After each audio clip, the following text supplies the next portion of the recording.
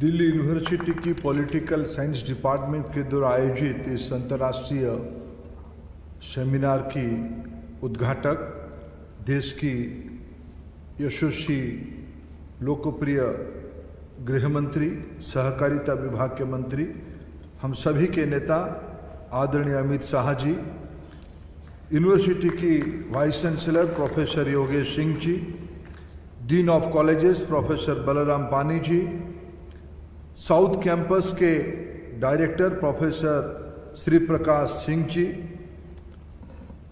University की registrar doctor Vikas Gupta ji, political science विभाग के मुख्य प्रोफेसर संगीत कुमार रागी जी, कैंपस की ओपन लर्निंग सेंटर की निर्देशिका प्रोफेसर पायल मोगा जी, दिल्ली विश्वविद्यालय शताब्दी समारोह की कन्वेनर प्रोफेसर नीरा अग्निमित्रा जी, अन्य विश्वविद्यालयों के कुलपति समूह, विभिन्न कॉलेज की आदरणीय प्रिंसिपल, लेक्चरर्स, प्रोफेसर्स, कॉलेजेस और विश्वविद्यालय की टीचिंग नॉन टीचिंग स्टाफ्स, समाज जीवन के विशिष्ट अतिथिगण, विद्यार्थी भाइयों और बहनों, मीडिया की साथीगण, मेरा यह सौभाग्य मैं एक ही महीने में एक फोर्टनाइट के अंदर दूसरी बार दिल्ली विश्वविद्यालय में आ रहा हूं। मैं पिछले बार भी कहा था, मैं कभी भी आता हूं तो मेरा मन में थोड़ा ईर्ष्या होती है। काश मेरे विद्यार्थी जीवन में मैं DU का छात्र हो सकता। आज भी वो फीलिंग मैं आपके सामने सार्वजनिक रूप में प्रकट कर रहा हूं। दिल्ली यूनिवर्सिटी अपना शताब्दी मना रही है। संजोग देखिए, अभी हम देश की अमृत काल में देश के अमृत महोत्सव मना रहे हैं और पिछले दिनों में हम महात्मा गांधी जी की 150 साल की जयंती भी मनाए। ये सब सुखद संयोग है कि हम सब इस प्रकार के एक महत्वपूर्ण क्षण में, घड़ी में एकत्रित हुए हैं। और आज सौभाग्य की बात इसीलिए है कि देश की गृह मंत्री, जिनको आज हम सब सुनने के लिए उत्सुक है और व्यग्र है, आज हमारे बीच में है। मैं उनको शिक्षा परिवार की ओर से स्वागत करता हूं। और मैं एक बात आज खुलासा कर रहा हूं, एक राज आपके सामने खुलासा कर रहा हूं। जब हम माननीय गृह मंत्री जी को लेके यहाँ पहुंचे, जैसे यूनिवर्सिटी के एक परंपरागत स्वागत होता है, NCC कैडेट उनको आदर के साथ सभागार की ओर ले आते, कुछ क्षण गृह मंत्री जी भावुक हुए। उन्होंने कहा, धर्मेंद्र, मैं जब विद्यार्थी था उस समय की देश की वित्त मंत्री मोरारजी भाई देसाई, जो बाद में देश के प्रधानमंत्री बने और एक सशक्त नेतृत्व जिनके साथ, नेतृत्व की छवि जिनके साथ जुड़ा है, वो कब जब मेरे गांव में आए थे, मैं भी ऐसे विद्यार्थी के समय में एक NCC कैडेट के नाते उनको स्वागत किया था।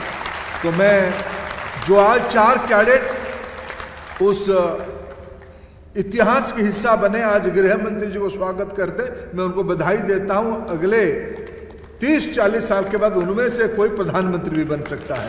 ये दिल्ली विश्वविद्यालय की ताकत है। मैं गृह मंत्री जी को स्वागत करता हूं। मित्रों, आज अनेक कार्यक्रम अभी इन दिनों में शताब्दी समारोह के दौरान शुरू हो गई है।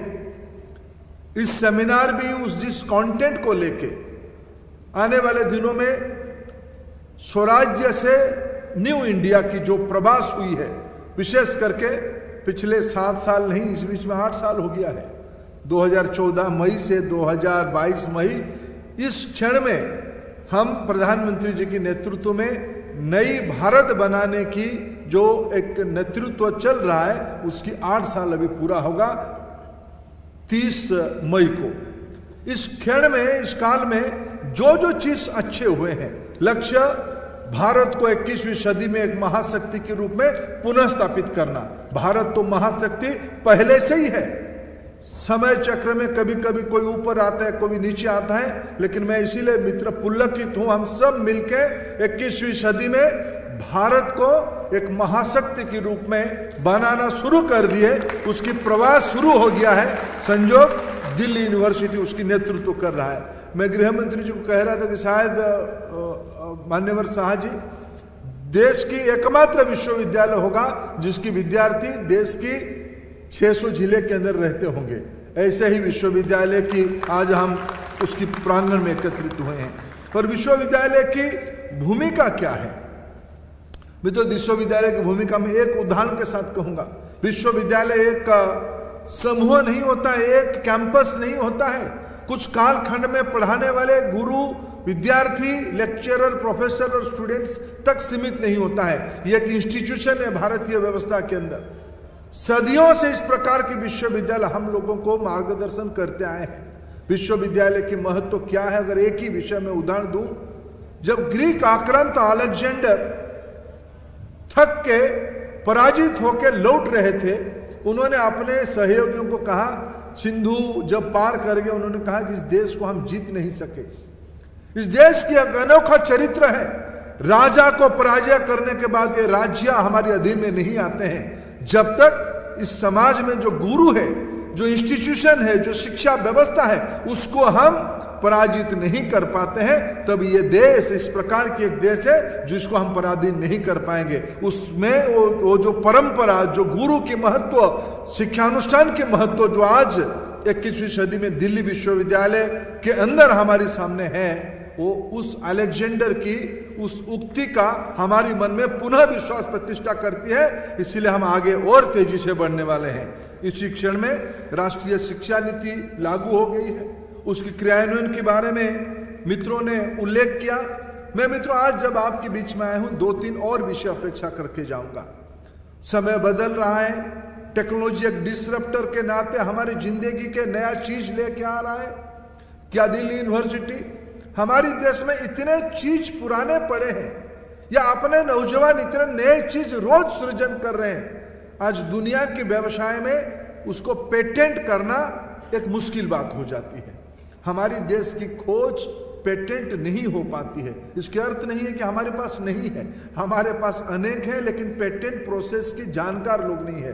क्या दिल्ली यूनिवर्सिटी इसी साल से, योगेश सिंह जी, पेटेंट प्रोसेस की शॉर्ट टर्म डिप्लोमा कोर्स चला पाएगा?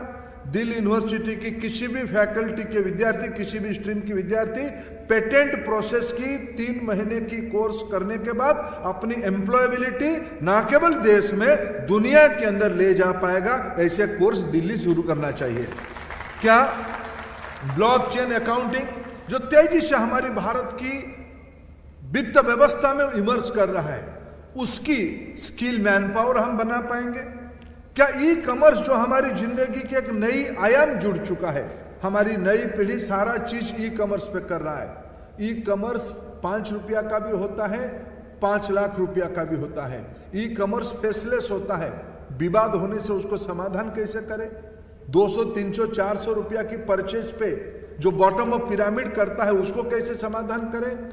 मित्रों, कुछ मित्र मेरे को परामर्श दे रहे थे, इसकी भी आर्बिट्रेशन की एक कोर्स बनाया जा सकता है। मैं चाहूंगा दिल्ली यूनिवर्सिटी देश के लिए ऐसे फ्यूचरिस्टिक, ऐसे नया कोर्सेस अपने पाठ्यक्रम में धीरे धीरे जोड़े। अंत में मित्रों मैं इतना ही कहूंगा कि दिल्ली यूनिवर्सिटी अपने जो जिम्मेवारी उठाई है, आज देश में एक वेलफेयर गवर्नेंस मॉडल हमारे सामने है, जिसके बारे में परमादरणीय गृह मंत्री हमको मार्गदर्शन करेंगे। इसको हम कैसे एक ग्लोबल ब्रांड के रूप में परिचित करें। हमारी देश की अभी अभी माननीय प्रधानमंत्री मोदी जी की सरकार की 8 साल पूरी हुई है।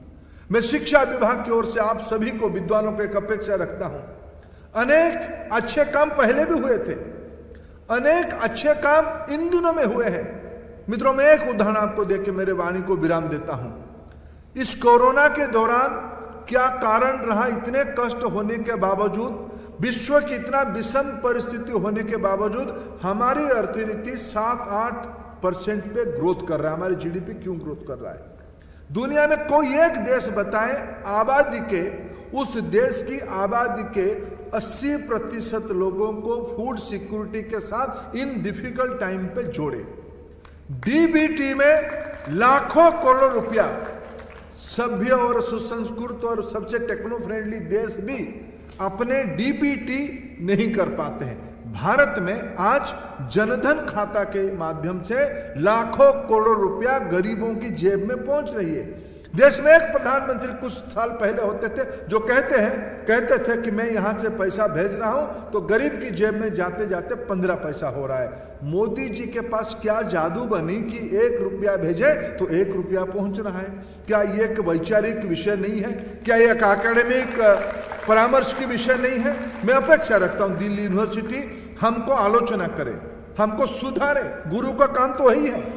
और हमारी अगर कुछ अच्छे काम हुए हैं तो मानव कल्याण के लिए, विश्व कल्याण के लिए उसको वैश्विक स्तर पे ले जाएं। इसी अपेक्षा के साथ फिर मैं अपेक्षा में अंत में रखूंगा, दिल्ली विश्वविद्यालय न केवल देश की आवश्यकता को पूरा करे, विश्व की आवश्यकता को पूरा करने की दायित्व तो आपके ऊपर है। शताब्दी में यही आपकी संकल्पना होनी चाहिए। बहुत बहुत धन्यवाद।